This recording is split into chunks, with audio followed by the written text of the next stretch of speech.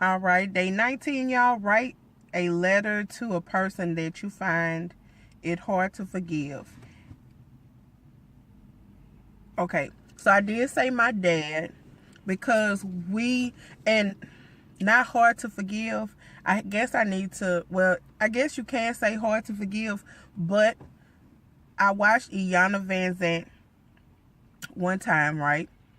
And she basically said what you do is, because let's just say that this person who has caused hurt in your life, and like I said in my previous message from day 18, you know, as a parent, you may not have tried to cause that hurt, but at that time it was hurt.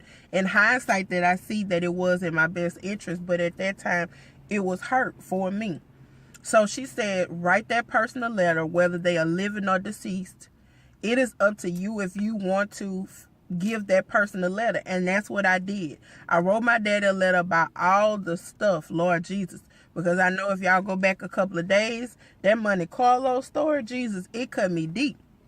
It cut me deep, but it got me right mentally and financially enough for me to say, look, I need to get my credit like it needs to be, so I won't have to ask no man, husband or boyfriend. I don't have to ask nobody to sign for nothing for me.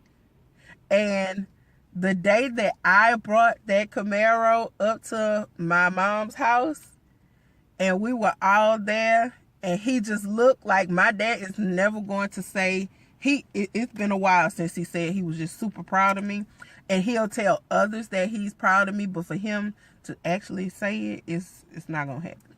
But that day that I brought that car up there, that was like, see, bitch, that's what I was trying to teach you. And he came out there, he walked around the car, and you know what he said? You got money. I'm sick of him. Okay, so it says there's a lot of hurt and pain. Although you show love, it was the same way you were taught. So that's why I said the way he parents was the way that he was taught by his mother and his father.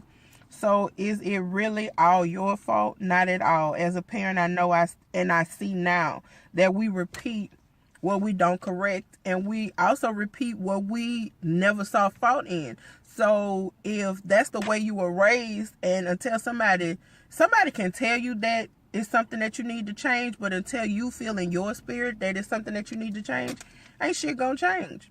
So I mean, at this point, John is not gonna change. And like when I have arguments or disagreements, I hate to say arguments, but when I have disagreements with people, this is my thing, because I had a disagreement with someone. It wasn't a disagreement. It was basically the man said, you know, he a friendly person. And I was like, the impression that you gave me, and from the conversations and text messages that we've been having, it was about something that was work related. You're not a very approachable person, but maybe that's just who you are. So he really got up in arms and say, oh no, I'm friendly, da da da da da. Okay. At the end of the day and the end of this conversation, my opinion is not going to change about you.